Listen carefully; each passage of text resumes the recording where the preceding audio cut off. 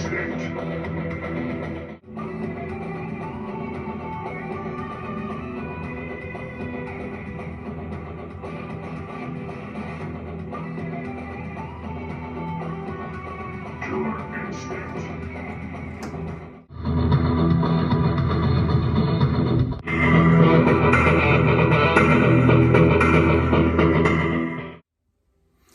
guys, welcome back to the channel. Dwayne here at 8-Bit Vinyl. And today, yes, we are going to talk about Killer Instinct.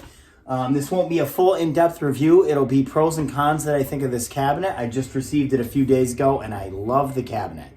That's but I do want to talk about some things that I definitely like about this cabinet. First and foremost, I think the artwork is fantastic that's on the side of this cabinet. I do, the riser, the height of the cabinet, first and foremost, it is a 12-inch riser. I know this video can't really see the riser, but anyway, it is the standard 12-inch riser from generations of cabinets before. However, these side panels that are separate do add an extra 3 inches of height, so the actual deck height will be pretty much same even keel with your original Star Wars cabinet if you have it, or your Outrun cabinet as far as the overall height. I'm standing next to it and basically my head barely looks over it. So I think between the screen angle tilted back slightly, this having a little bit more depth, and the height being up, I actually think the height is pretty good unless you're extremely tall. The next thing I want to talk about is the faux coin door, which is absolutely perfect on this. I think moving forward they need to definitely do the coin doors for all the cabinets. I have one for The Simpsons, and I actually compare these to the original X-Arcade real coin doors, and I think this is a great, inexpensive way for them to do the cabinets, and it actually looks good neck to neck with a real coin door side by side. Control deck. Love the deck protector, light up deck protector. I know that it does show some dust, but I absolutely think that the color contrast of the light up deck protector for this cabinet by itself does wonders for the pop and the appeal and the draw to want to go and play the game. So this is my first light up deck protector of any of the Arcade 1-Ups that I've ever bought, and I don't think I need it to be too busy in my arcade and have light up deck protectors on every single game, but I do think this is a great asset for this game. Controls, I will take a better angle in a little bit of different controls on how I played this game. I do think they've done some modifications to these kind of quasi hapsticks that they made in a cheap way. Yes, they're not going to be the competition sticks that you've seen me in previous videos put in. I probably will put those in. I do have a pair.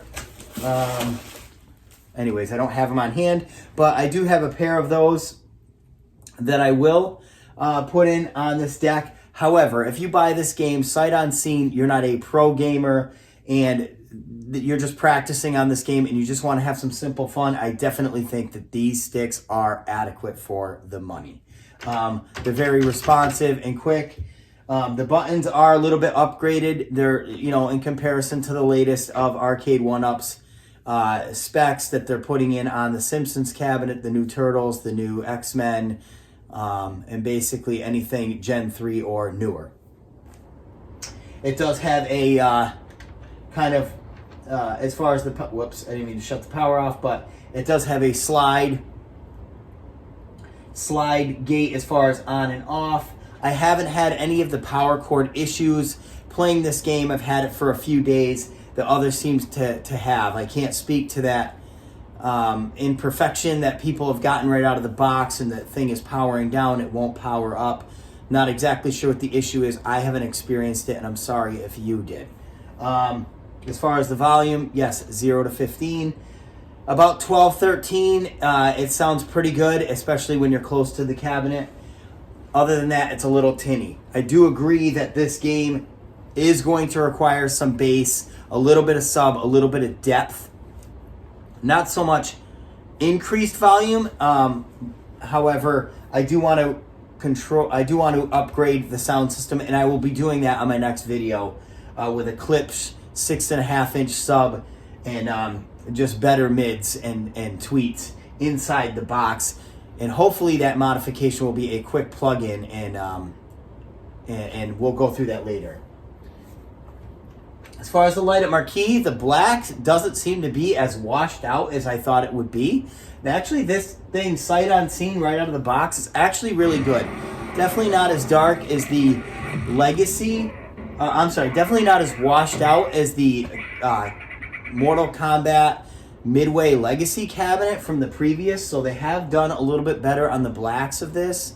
I personally, just an individual personal taste, will upgrade this to the Retro 530 in another previous video, just because I really like the Nintendo logos in various spots on this cabinet, and I just wanted it to be a little bit better, a little bit more upgrade. I like to make the cabinets my own. So let's get into some gameplay. Let's take a closer look at this cabinet, and we'll see how you guys like it. All right, so turning it on, we're going to play some gameplay on this. I love the deck light up protector. Blue is my favorite. The sound on it actually cranks pretty good for just being two small 4-inch speakers up here. It actually is louder than the other arcade one-up machines. I prefer the blue. I think it looks better with this cabinet. Some people like the red.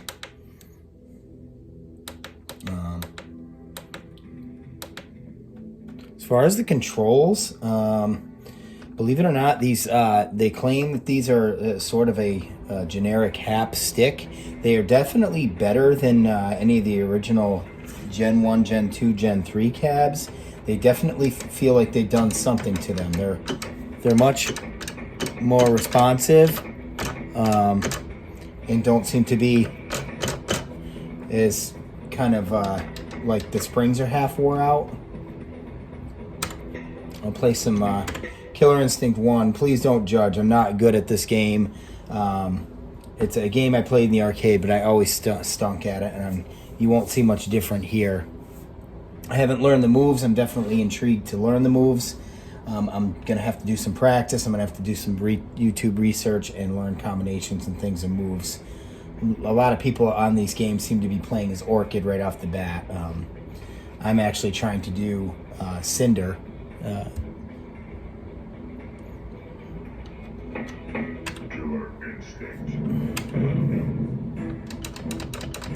So we'll pick Cinder. I'll play a match or two of this. I'll show you kind of how the online works.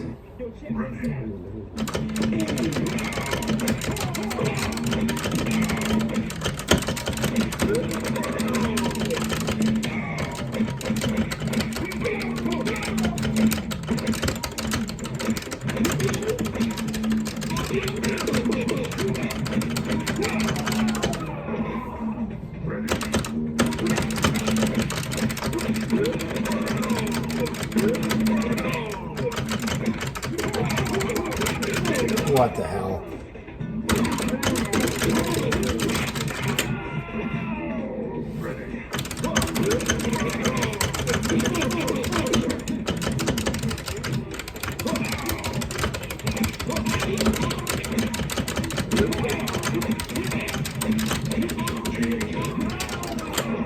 Well, like I said, I'm not very good at this.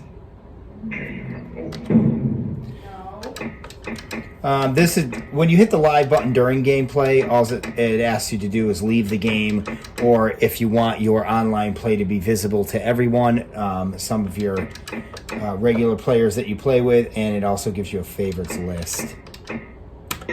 So if I hit this visible to favorites, invisible, or visible to everyone, I'm just going to leave this game.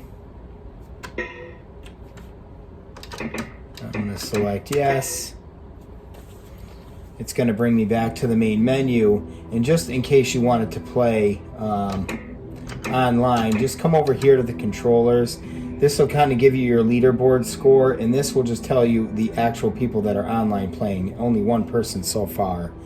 If I go back over to KI, it will load the main menu. Usually this list is much bigger. Obviously I'm right here, 8-bit vinyl. and then we'll give you different leaderboards for this game in particular. Me personally, I'm not good at this game, so I stink every time I play somebody online. And as far as our online community, the only person I've seen on this so far that I personally recognized or have met is Glenn from Mad Dad's Gaming has been on this. But not that many people own this cabinet quite yet. People are still waiting for it to be delivered, so I assume that there's going to be a lot more online play. But it connects up. Let's just say, for the sake of it, I'll play this person. It says that they literally logged on 2 seconds ago. And as it logs on, just so you know, if that person is in the middle of a game, you may have to wait. Oh, see, so now in the middle of my gameplay, somebody tried to get with me right online immediately, and it cut my game off. So whoever is playing Orchid online is now against me. So.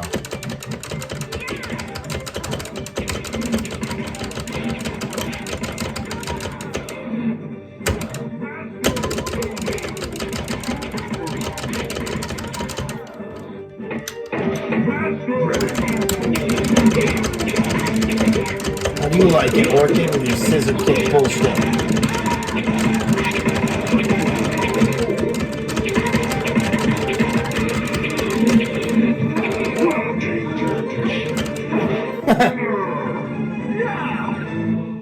Supreme victory!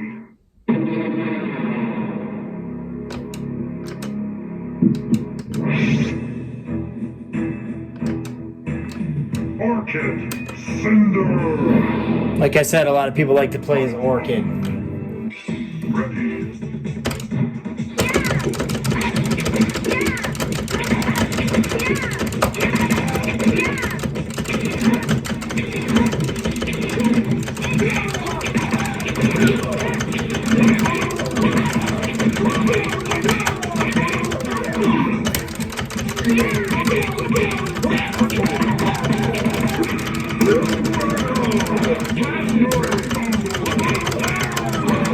Ah, shit.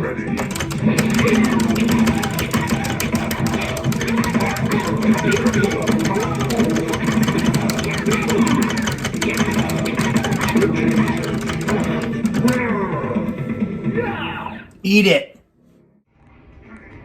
Okay, so looking at the side panel of this cabinet, I wanted to show in this part of the video just the differences like that of the 12-inch riser versus the spacer like you have on Big Blue. In case you don't have it, this is kind of what it looks like. And because of this spacer, actually raises the entire cabinet up from this point forward up about 3.5 inches. Impressive parts about it, I don't know why they did this design. I don't really have too many complaints about it, just a little bit different than just giving us a bigger riser. Would have been easier for them, but who knows. But anyways, I wanted to show like how good this artwork does really kind of match up and did a good job with that, especially here just putting this together.